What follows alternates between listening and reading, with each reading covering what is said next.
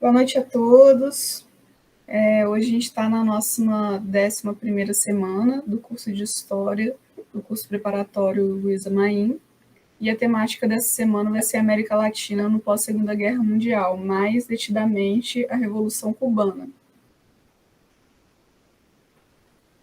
Boa noite a todos, todas, todas. É um prazer estar aqui mais uma vez com vocês.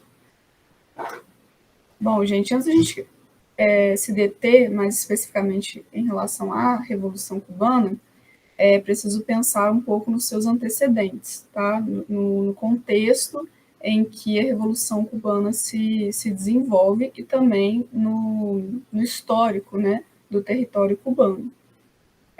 A gente tem que lembrar que a Constituição Cubana de 1981 deu início a uma tutela político-econômica norte-americana, ou seja, os Estados Unidos tinham reivindicação e interferência sobre as principais decisões que o governo cubano poderia tomar. Até então, Cuba era uma colônia da Espanha, né? E numa guerra entre os Estados Unidos e a Espanha, em 1898, Cuba deixou de ser colônia espanhola, obteve independência, mas ficou completamente dependente politicamente pelos interesses norte-americanos, estadunidenses, que impuseram uma diversidade de políticas para que os interesses deles fossem mantidos ali em Cuba.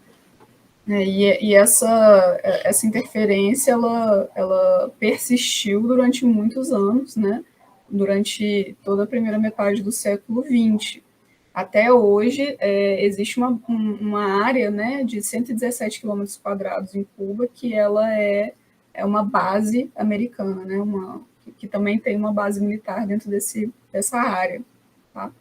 Então, nesse contexto, né, de grande interferência americana, né, que também não é uma particularidade de Cuba, tá? Os Estados Unidos interferem na política de todos os outros países na América Latina. A gente vai ver um pouco mais sobre isso mais para frente, mas é nesse contexto que o Fulgêncio Batista foi eleito democraticamente em 1940. Ele exerce, né, o poder de administração de Cuba até 1944. Sim, mas como a professora estava demonstrando, né, falando, essa interferência política dos Estados Unidos, né, o início disso foi uma exigência, né, após Cuba deixar de ser uma colônia da Espanha, a exigência de que na Constituição deles houvesse aquilo ali que está escrito, que chama Emenda Platt, que permitia que os Estados Unidos intervisse militarmente dentro de Cuba para defender seus interesses. Cuba era um país de monocultura de cana, de açúcar. Não pode esquecer disso. E os Estados Unidos tinham muito interesse nisso. E muitos proprietários das fazendas de cana nos Estados Unidos, em Cuba, eram estadunidenses. Sim. E também é preciso pensar que Cuba era muito próxima fisicamente do território americano, tá, pessoal? A gente tem que pensar que Cuba está ali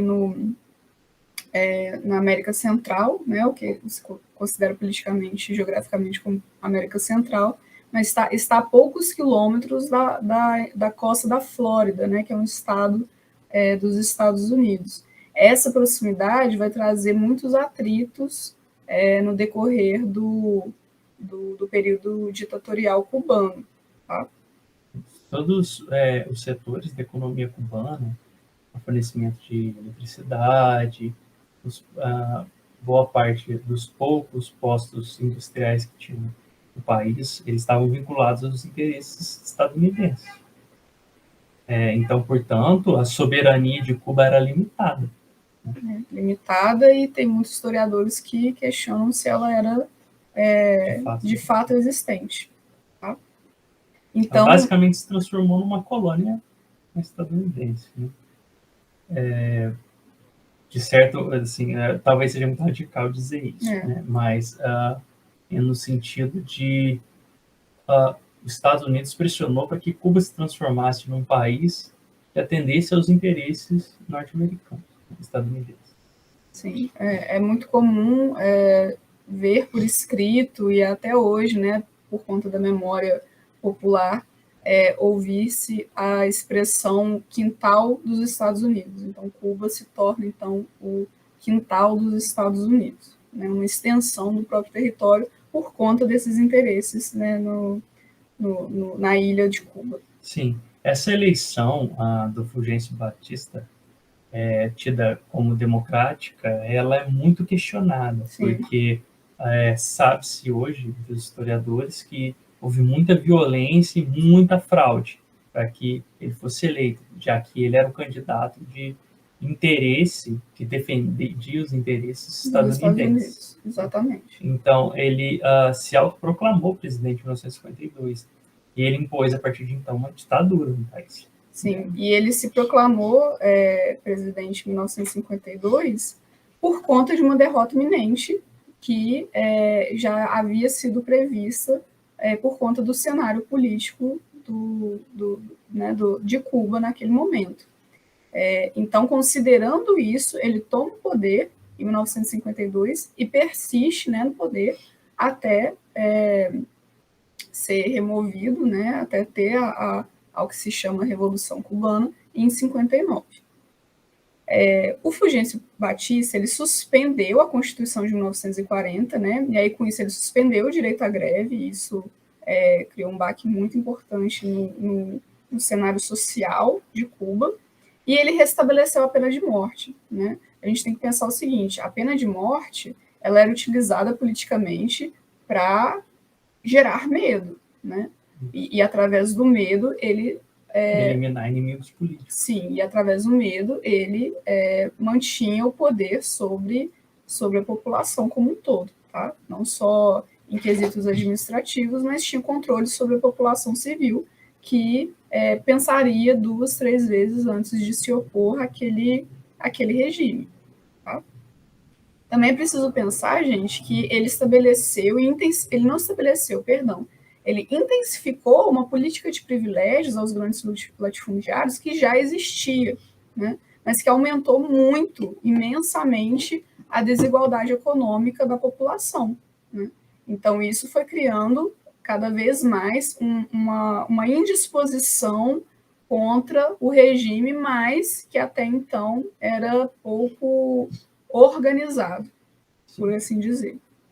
A gente pode esquecer que a maior parte desses grandes latifundiários eram estadunidenses, né? Produtores de cana estadunidenses que tinham fazendas em Cuba. Sim, as próprias refinarias, grande parte, a maior parte, né, a maioria esmagadora das refinarias de açúcar de Cuba eram de donos americanos. Tá?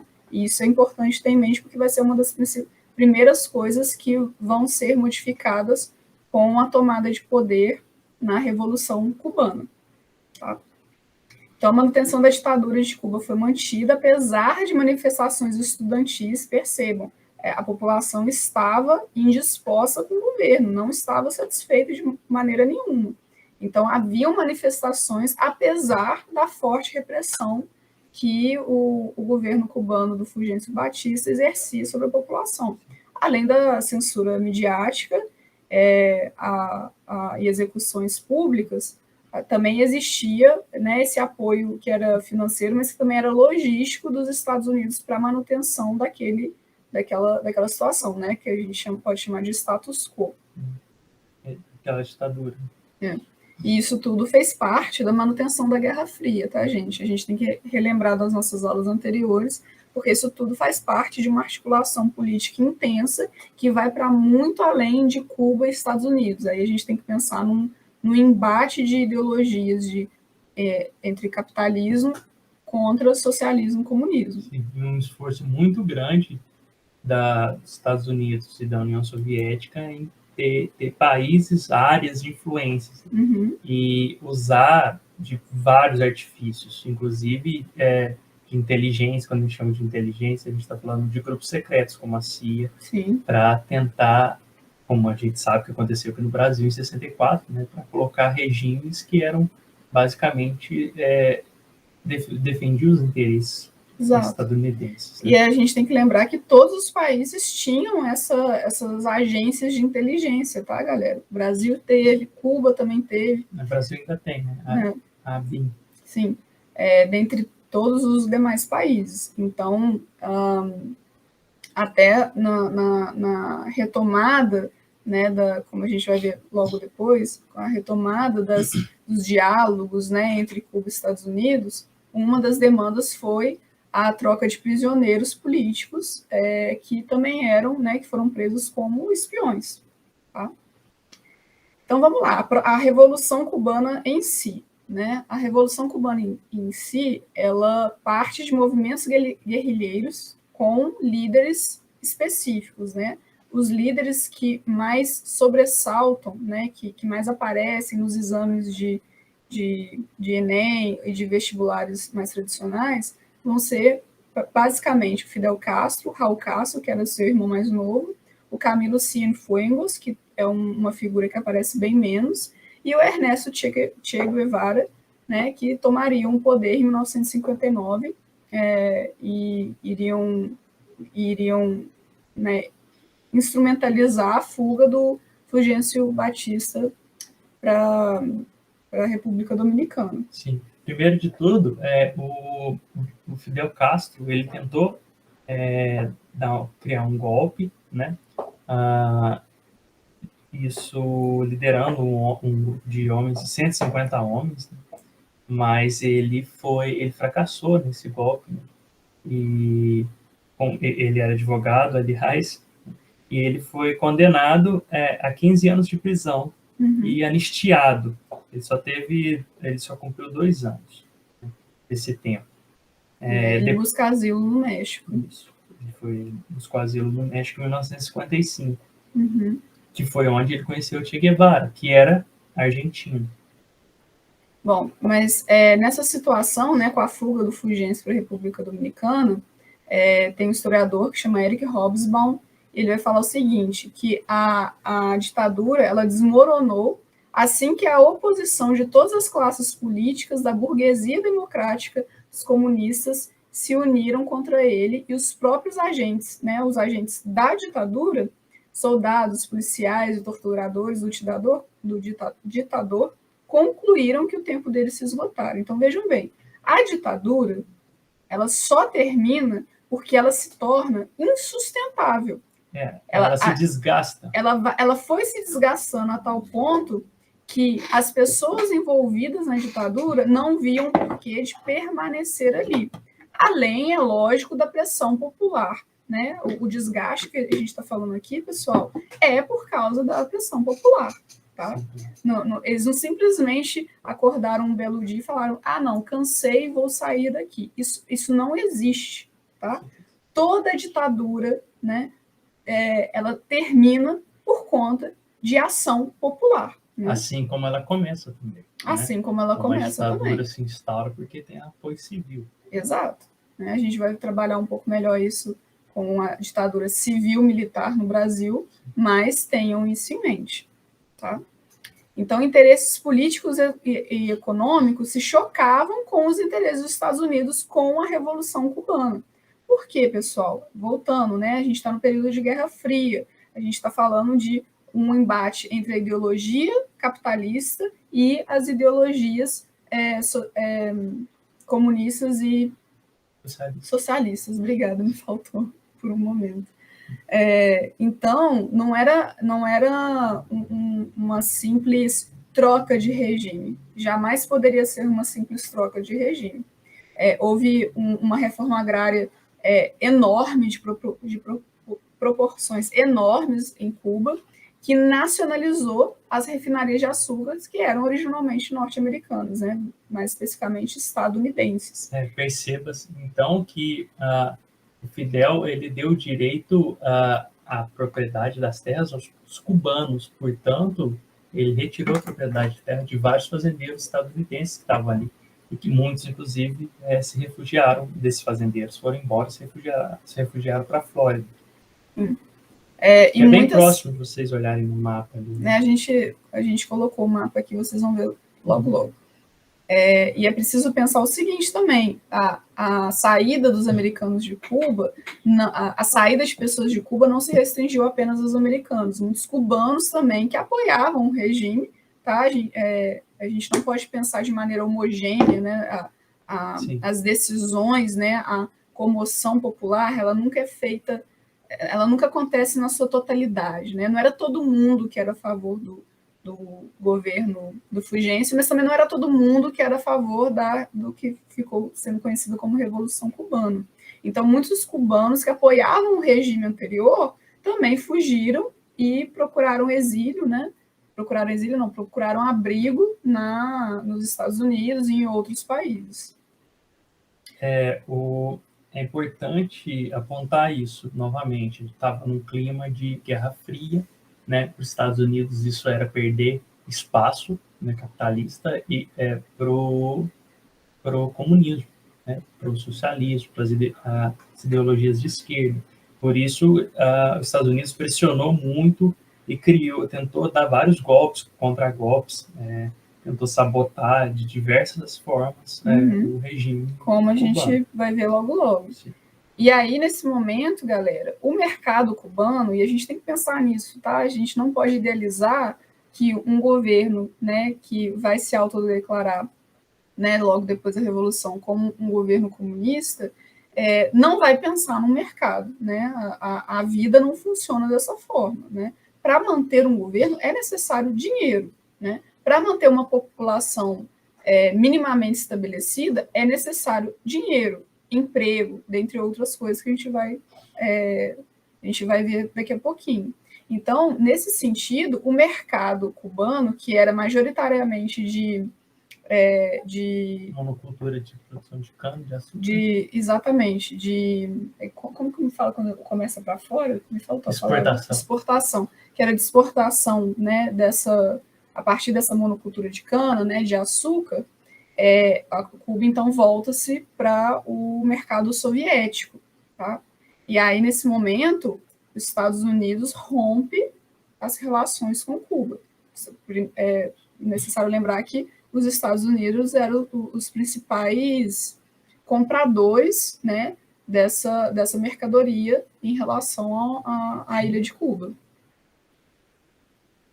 Né? E aí, como o professor Cleiton comentou, teve várias tentativas de golpe, né, a partir né, da Revolução Cubana, mas em 1961 teve um momento em que é necessário destacar, né, porque já haviam sido rompidas, né, rompem completamente as relações diplomáticas com Cuba e tentam dar um golpe de Estado que não foi bem sucedido, né? Isso aumenta o governo, isso aumenta o prestígio do governo revolucionário. Fidel Castro, inclusive, faz um pronunciamento de destacar essa força que o governo passa a exercer com essa tentativa frustrada de golpe, né? Então, esse evento torna-se parte de manobras políticas que vão sustentar o governo até agora. Tá? São 62 anos de ditadura comunista em Cuba. A gente, apesar de vários pontos extremamente positivos que foram desenvolvidos ao longo desses anos, ela continua sendo uma ditadura. Sim, ela criou uma redução de aluguéis, os preços dos remédios, controle de tarifas de telefone e energia. Educação popular e pública para todos. De qualidade, instituição de salário mínimo, especialmente para os cortadores de cana. Uhum. Mas a gente não pode esquecer que é uma ditadura. Continua sendo. Sim, que reprime, que controla a informação, que controla a imprensa. Que tem a censura, né? Uma censura constante. E que é repressivo. Só para apontar uma coisa, assim que os Estados Unidos, que Cuba passou a realizar transações comerciais com a União Soviética e rompeu vários dos tratados entre Estados Unidos e Cuba, os Estados Unidos tentou desestabilizar o governo cubano, sabotando as usinas de açúcar. Explodiram uma bomba no porto de Havana, matando cerca de 100 cubanos. Uhum. Então foram várias tentativas de abalar, né, o governo que estava se fortalecendo ainda, estava no início, né, dessa continuação do processo revolucionário comunista em Cuba. Sim. E a gente não pode esquecer que essas ações violentas dos Estados Unidos também geraram reações do governo de Cuba, que até então não tinha nacionalizado empresas americanas que estavam ali, por exemplo. Passou a nacionalizar essas empresas de telefonia, combustíveis, elétricas, bancárias.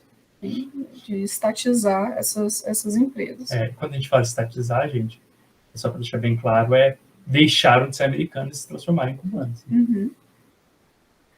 Bom, então nessa situação toda, né, Cuba passa a ser um território estratégico para a União Soviética, né, nesse momento que a gente já comentou aqui, né, em aulas passadas, a chamada crise dos mísseis em 62, né, que foi uma tentativa de instalação de uma base militar soviética no território cubano. Lembrando, né, a gente vai ver no mapa no próximo slide, que Cuba está logo ali, literalmente, né, no quintal da Flórida, nos Estados Unidos. Sim. Então, ali era um espaço, né, um território estratégico importante para o embate, né, durante a Guerra Fria do comunismo versus do capitalismo. Sim, e assim, como a gente está apontando, vocês percebam que Cuba começou a se tornar um centro importante nesse embate, né, porque os Estados Unidos pressionavam para sabotar o novo governo, né, tentar retomar o controle.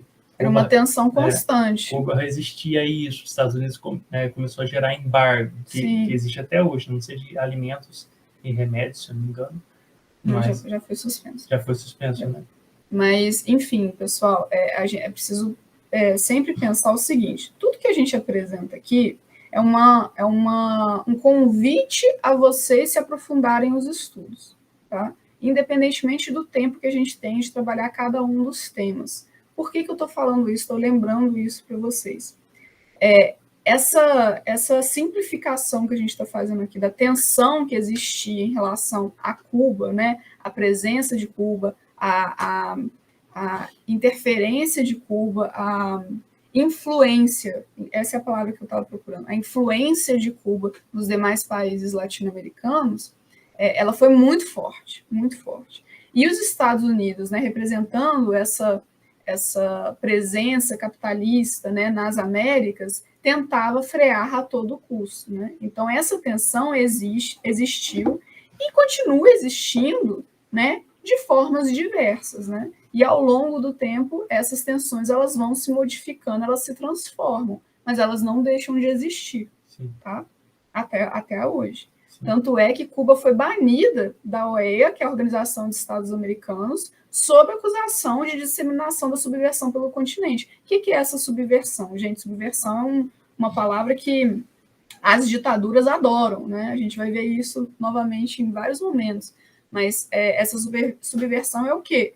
É a tendência ao comunismo, né? A defesa das ideologias comunistas e socialistas. E isso era um agravante para Cuba, né? E aí, por isso, várias restrições de vários países foram sendo estabelecidas em relação à ilha, né? A gente tem que pensar que Cuba é uma ilha, ela não faz parte, né, do bloco continental dos demais países como Brasil, Venezuela, Argentina. Ela é uma ilha, então a chegada de pessoas e a chegada de mercadorias, ela acontece de maneiras diferentes ao longo do tempo. Sim.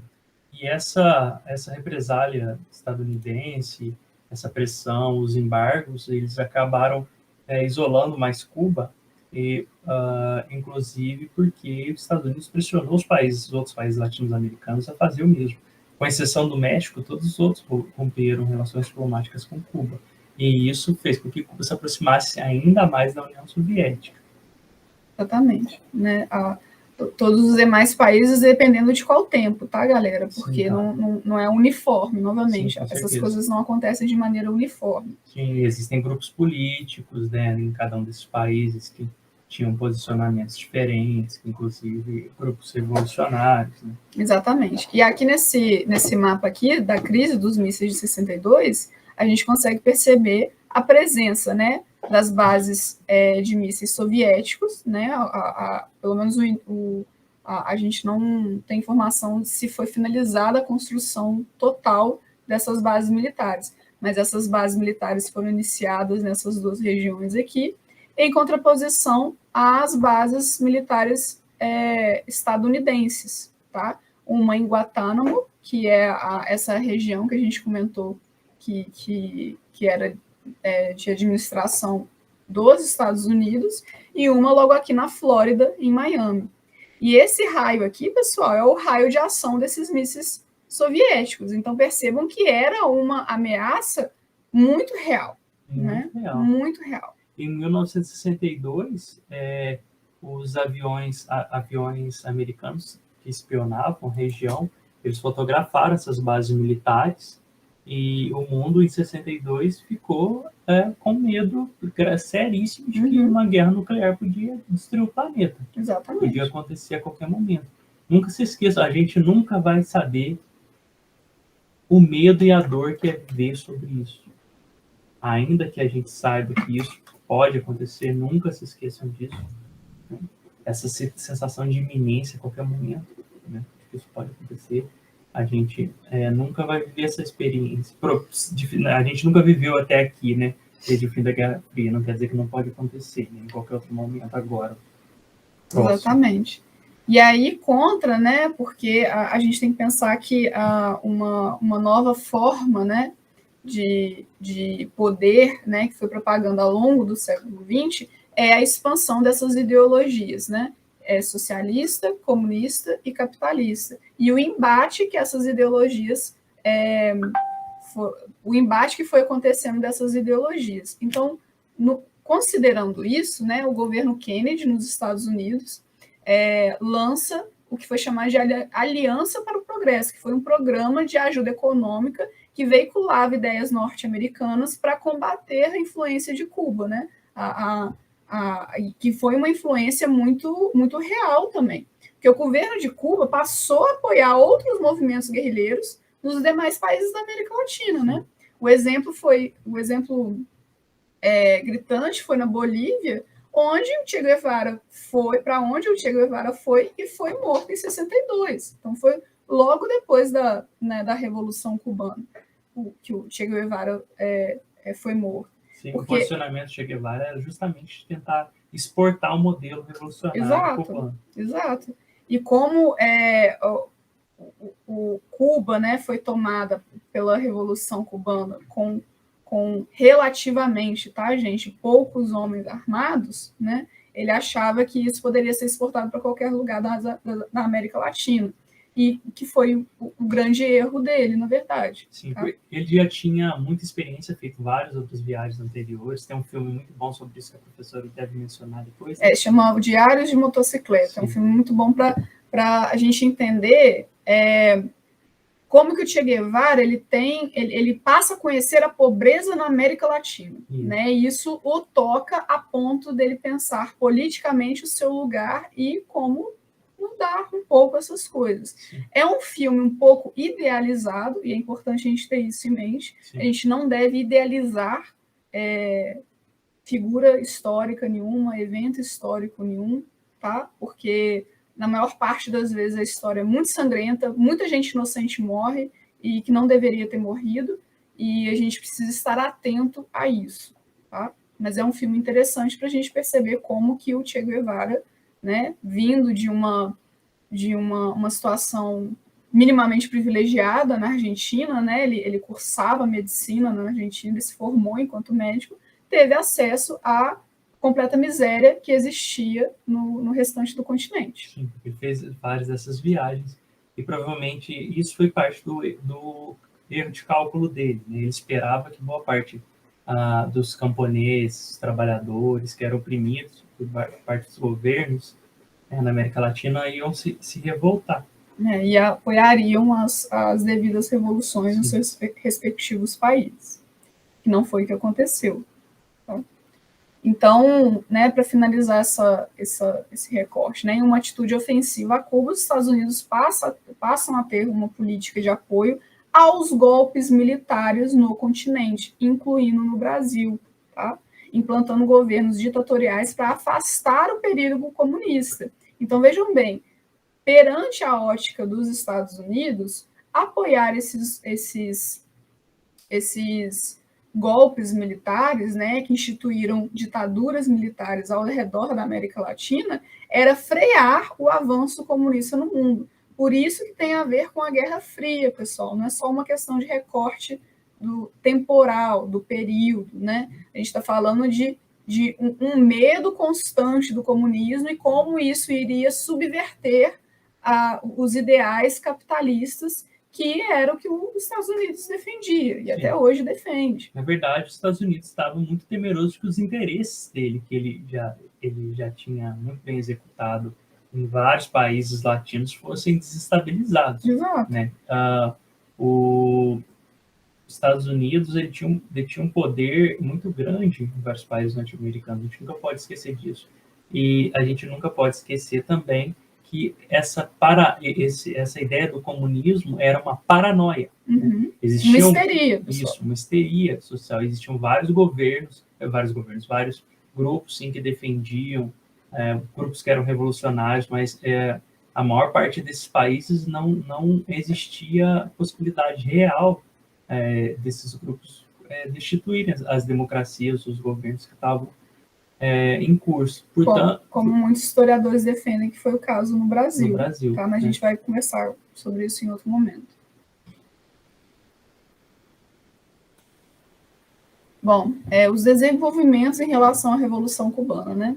A Revolução Cubana foi uma via de solução dos problemas da miséria e decorrentes da ditadura anterior, produzidos pelo subdesenvolvimento, pois as soluções apontavam para um não alinhamento com os Estados Unidos no final da Segunda Guerra Mundial. Então, a partir disso, pessoal, a gente tem que pensar que o modelo capitalista que já estava em exercício em Cuba naquele momento intensificava a pobreza e a miséria de inúmeras pessoas, a maior parte da população. Sim. E aí, se a gente está falando de fome, desnutrição, analfabetismo, completa desinstrução, falta de saúde, né, de acesso à saúde. Então, era uma situação calamitosa. E a concentração de renda estava muito focada nos próprios estadunidenses que tinham propriedades. Exatamente, né? Exatamente.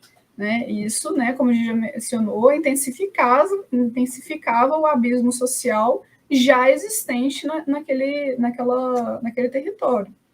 Então, depois de 25 anos, a gente está falando aí da segunda metade do século XX, tá, galera? Depois de 25 anos da Revolução Cubana, o governo cubano pôde dizer que erradicou o desemprego, a miséria e o analfabetismo do país. É claro, pessoal, que a gente tem que desconfiar um pouco dessas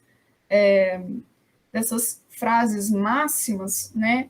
Porque faz parte de uma propaganda do próprio governo, tá? Então, é preciso desconfiar disso. A gente não tem o acesso a esses dados é muito particular, né? Não é um acesso livre a esses dados. Então, a gente não sabe se, de fato, o desemprego, a miséria, o analfabetismo foi erradicado do país. O que a gente tem de conhecimento é que houve um intenso esforço de melhoria do bem-estar social em relação a justamente esses tópicos, né, que é de emprego, miséria, né, fome, educação e saúde. Mas, como a gente já apontou anteriormente, a gente nunca pode idealizar uma ditadura, né? E ela é repressiva em vários pontos. Exatamente. E aí a gente tem que pensar o seguinte também, nesse momento, a União Soviética, né, ela começava a se abalar, né, como a gente já viu anteriormente. E a retração econômica do leste europeu provoca um enfraquecimento geral, né, tanto da União Soviética como dos países que se relacionavam com esse país. Então, o governo cubano procurou reformas administrativas ao longo de 1990, né, com a finalização da União Soviética e a ascensão, né, da Rússia, né, como país, principalmente com a comunidade que discordava do bloqueio econômico realizado pelos Estados Unidos desde 1961. Então, vejam bem, durante toda a Segunda né, desde a Revolução Cubana e o restante da segunda metade do século XX, né, os Estados Unidos exerceu esse bloqueio econômico sobre Cuba. Lembrem-se do mapa que a gente apresentou aqui para vocês. A proximidade dos Estados Unidos com Cuba limitava o acesso desse país a inúmeras coisas, tá? Não só a mercadorias, mas a um contingente de pessoas também. E é por isso que Cuba também vai estabelecendo relações com outros países na América Latina para ter trocas, né, por assim dizer, trocas comerciais. Tá? A gente vai ver um pouco melhor sobre isso, mas tenham isso em mente, porque faz parte da articulação político-econômica de um país. Então, após as décadas que vigoraram o lema socialismo ou morte, né, que era da Revolução Cubana, o governo cubano passou a defender: queremos capital e não capitalismo, ou seja, queremos investimento, queremos relações comerciais. Os anos 90 iniciou com a abertura de Cuba através do turismo, que gerou uma imensidão enorme de empregos, pessoal. Turismo gera muitos empregos e gera também dinheiro. Então, a pressão pelo fim do bloqueio norte-americano em Cuba foi geral, foi generalizada, né? Não só a partir dos países da América Latina, mas também de países europeus, asiáticos, enfim, qualquer país que gostaria de estabelecer uma relação econômico-política com Cuba. Tá? E a gente vai ver também que o Brasil é um desses países. Então, nos anos 2000, observou-se uma tensão pendular, né, o que se chama dessa tensão pendular, em relação ao bloqueio. Ou seja, o bloqueio ficava mais apertado, ficava um pouco mais solto, e essa tensão ia sendo...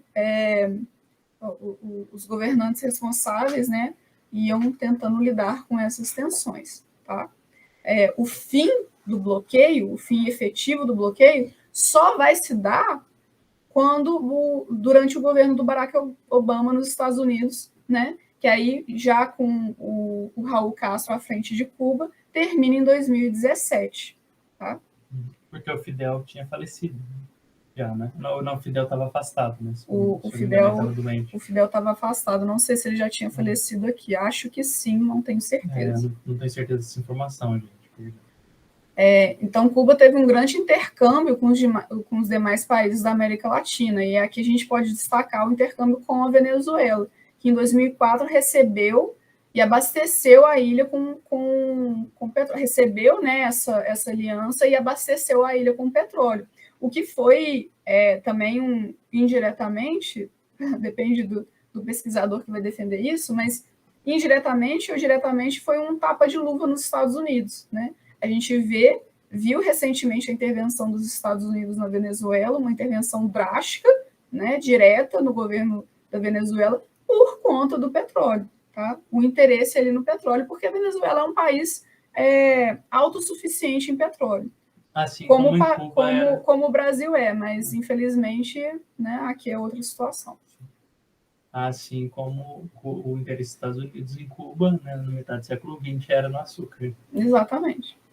E aí, né, a Venezuela oferece petróleo, mas em retorno recebe medicamentos genéricos, centro de produção de vacinas, assistência médicas e de educação, além de centros de processamento de leite de soja para as escolas venezuelanas. Então, vejam bem, Cuba, né, ao longo do século XX e século XXI, ela se torna um centro médico de grande renome internacional. A gente recebe no Brasil médicos cubanos que foram muito importantes para a consolidação de acesso à saúde em áreas que, infelizmente, né, nenhum médico no Brasil quer ir, aparentemente. Né? Ou pouquíssimos médicos querem ir. Sim, só um asterisco. O Médicos Sem Fronteiras, não, o Mais Médicos, o programa Mais Médicos, primeiro foi oferecido aos médicos do Brasil. Sim, com pouquíssima procura. Sim, a intenção era de que médicos brasileiros fossem para áreas mais vulneráveis, mas houve um desinteresse muito grande. Depois, esse programa foi estendido a Cuba. Exatamente. né? Muito bem pontuado, professor. Então, apesar disso, a gente relembra mais uma vez que o regime, né, em Cuba foi e continua sendo uma ditadura, né? Uma ditadura diferente, hoje é uma ditadura diferente do que foi anteriormente, mas continua sendo uma ditadura. Está um pouco mais aberta, mas ela teve todo esse percurso, né, que a professora está apontando para vocês. Sim, e recentemente, né, nesse ano, em julho, a gente viu várias passeatas da população querendo o fim da ditadura e a mudança de regime, né? Então, a gente percebe que a ditadura ela está extremamente enfraquecida, vulnerável, provavelmente nos próximos tempos, né, não sei de precisar quanto tempo, a gente vai ver uma mudança de regime, não sabemos se vai ser para o melhor ou para o pior, não cabe a nós dizer no momento, mas o que se pode dizer agora é que a ditadura está extremamente enfraquecida e vulnerável. Então, as coisas vão se modificando. Sim, parece que o país está num momento de transição, né, de negociação dos interesses civis, né, de como essa geração ela vê que a política deve ser realizada no país. Exatamente. O Fidel Castro, né, que é a figura, né, de poder, né, tem muitos pesquisadores que defendem que a partir do momento que Fidel Castro saísse do poder, né, como saiu e depois, né, faleceu com 90 anos, o regime iria enfraquecer, como de fato aconteceu, né, não só pelo seu afastamento, mas por diversos outros motivos. Mas o Fidel Castro se manteve no poder de 59 a 2006, quando ele se afastou por questões de saúde, e em 2008 ele passou o poder que exercia para o irmão mais novo, que é o Raul Castro. Fez parte, né, de toda a Revolução. Isso. Bom, e aqui a gente trouxe algumas questões, pessoal, que são importantes, que apareceram, né, em vestibulares e Enem, né, vestibulares mais tradicionais e no Enem, e como que o tema, né, da Revolução Cubana pode aparecer para vocês, tá? E aí a gente está considerando a partir de agora o PISM da UFJF. Bom, Fidel se beneficiou da Guerra Fria e vendeu a importância geopolítica de Cuba à União Soviética em troca de generosos subsídios. Cuba é muito mais importante no mundo como um símbolo, e ela é um símbolo por causa de Fidel. Sem Fidel, o regime cubano perde o símbolo da vanguarda do comunismo internacional, ou, ao menos, do anti-imperialismo, especialmente do anti-americanismo. A Revolução Cubana nunca se viu como uma mudança de governo em Cuba apenas. A atuação de Ernesto Che Guevara na África e na América do Sul era parte da mística em torno dos combatentes de Sierra Maestra, né? Sierra Maestra é o local onde saiu, de fato, a Revolução Cubana, no momento que ela deu certo. Isso, onde eles se refugiaram, assim que eles voltaram. Fidel voltou a Cuba, né, com o irmão dele, como Che Guevara. Quando voltaram do México. Então, para a América Latina, especificamente, Fidel foi o ícone das mudanças que organizações de esquerda do continente inteiro buscavam. Essa foi uma matéria que saiu na revista Época, em 2008, quando, né, o ano em que o Che Guevara se afastou completamente e passou o poder para o irmão mais novo dele. Bom, a saída de Fidel Castro da liderança do governo reacendeu o debate acerca da controvertida história cubana. A respeito do tema, considere as afirmações abaixo. Primeira, no contexto internacional da Guerra Fria, Cuba foi um palco importante na disputa entre os Estados Unidos e a União Soviética, com destaque para a crise dos mísseis em 62, quando o mundo esteve à beira de um confronto nuclear. E realmente, tá? Essa opção está correta, a primeira opção está correta. Opção 2. A Revolução Cubana inspirou movimentos de esquerda na América Latina a partir da década de 1960, sendo adotada como modelo para os grupos guerrilheiros pró-socialistas, a exemplo da guerrilha do Araguaia no Brasil. E, de fato, aconteceu isso mesmo, pessoal. Também. É verdade também. A gente vai falar um pouco mais detidamente da guerrilha do Araguaia em outro momento, mas é isso mesmo, tá? A segunda opção também está correta. Para superar a crise vivida por Cuba desde o fim da União Soviética, o país busca ampliar suas relações econômico-comerciais, sobretudo na América Latina, destacando-se sua aproximação com a Venezuela de Hugo Chávez. E é isso mesmo, é o que a gente acabou de falar. Tá? Então, nessa questão aqui, A resposta certa é a E. Todas as afirmações estão corretas. Tá? Vocês me desculpem, pessoal, eu não coloquei aqui a referência de qual Enem, qual vestibular, tá? Acho que eu coloquei só uma questão da Fundação Getúlio Vargas, mas o que importa aqui é o exercício, tá? Nesse momento. Mas eu peço desculpas por não ter colocado a referência, né? Foi uma falha minha, isso não pode acontecer. Bom, aqui tem uma citação, né, do próprio Fidel Castro. Condenem-me, não importa, a história me absolverá. Essa frase foi pronunciada por Fidel Castro, principal líder da Revolução Cubana, na ocasião em que A. Foi acusado de assassinar o presidente Fulgêncio Batista em 1959. A opção está incorreta porque o Fulgêncio Batista não foi assassinado, tá? Muito menos pelo Fidel Castro. Sim, ele fugiu para os Estados Unidos. Exatamente. Comandou, né, opção B, comandou as execuções de militares americanos partidários de Fulgêncio Batista. A gente não pode dizer que ele não tenha feito isso, tá, pessoal? Porque a gente tem que pensar que foi uma ditadura, tá? Uma das primeiras iniciativas do governo Fidel Castro foi a execução de militares, de torturadores também, mas de vários militares e apoiadores do governo Batista. Foi fuzilamento. Foi fuzilamento, exatamente. Mas não é em relação a esta frase, sim, tá, pessoal? Sim.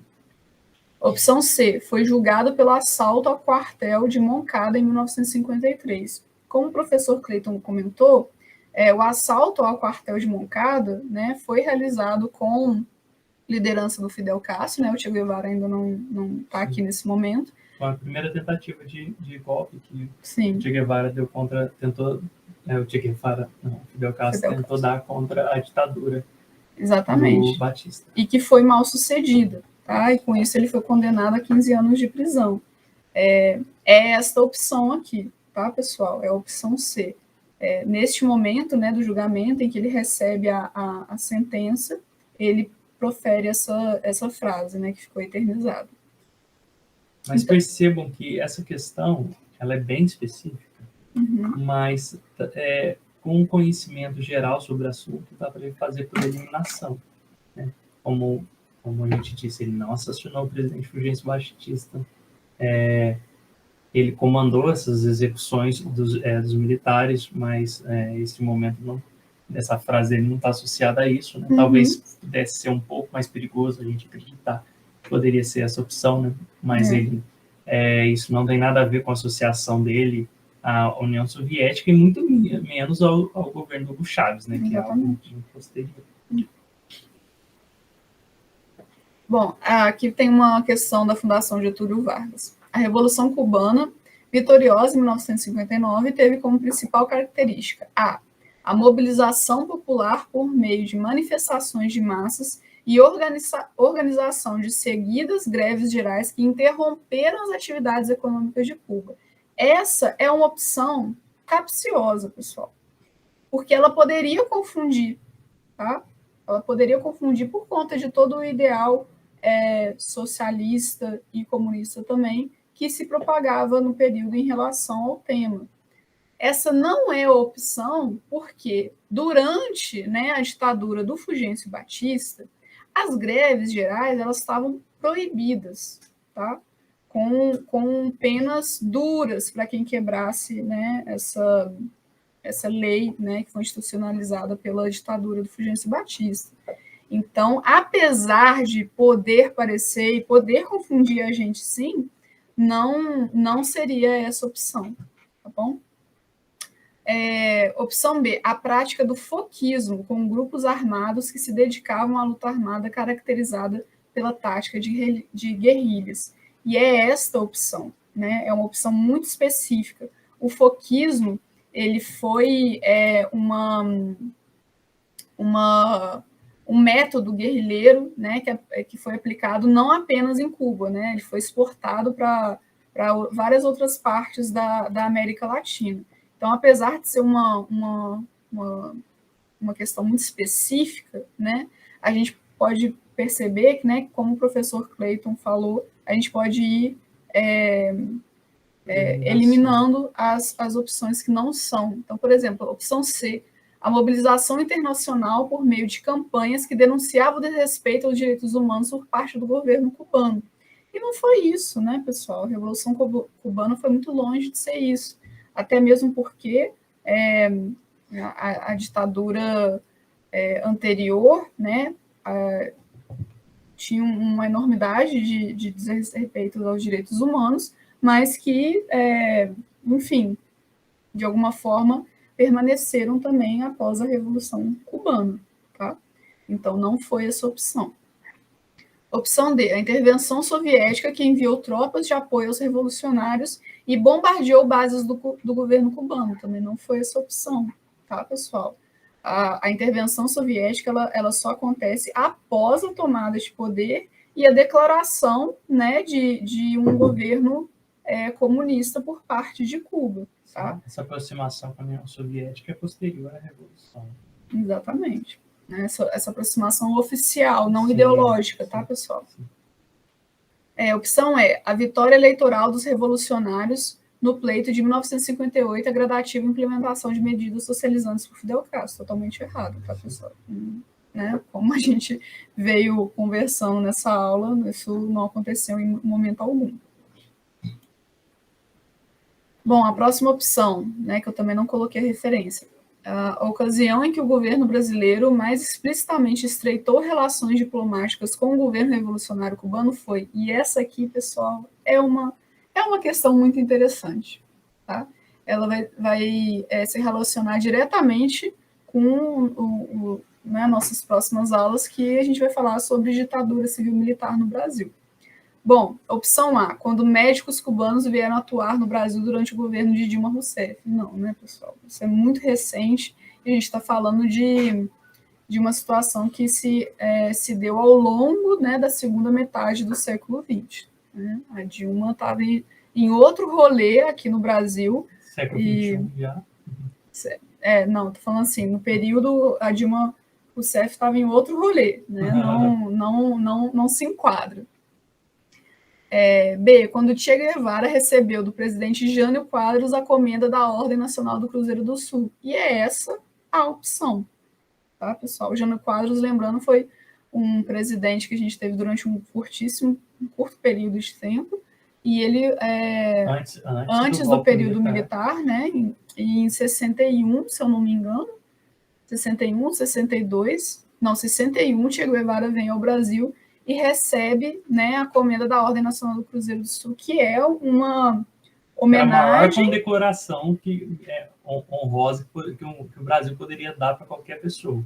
Isso Exatamente. Foi visto com muito temor pelas elites, pelos grupos de extrema-direita. Viram como uma aproximação direta, né, dos ideais comunistas com o governo, né, no Brasil. Apesar de Jânio Quadros não ser absolutamente de forma nenhuma comunista. A ideia dele é que ele pregava uma política, digamos assim, de menos dependência, pelo menos na fala, menos dependência externa. Isso foi, inclusive, um dos grandes erros de cálculo de Jânio Quadros. Então, nesse caso aqui, pessoal, eu nem vou ler as próximas opções, porque são quase absurdas, né? A não ser a opção, né, a opção C, né, do Leonel Brizola, que aí poderia confundir em algum momento, mas não foi, né? E a gente trouxe essa questão porque ela é tão marcante, né? O Che Guevara recebeu uma condecoração no Brasil que, se cair em algum momento para vocês no PISM, né, agora no PISM, porque a prova do Enem já foi, vocês vão lembrar, tá? Então, é isso. A gente finaliza a nossa aula por aqui hoje e a gente deixa aqui, a gente vai mandar esse material em PDF para vocês, algumas referências sobre que a gente utilizou para montar essa aula, tá?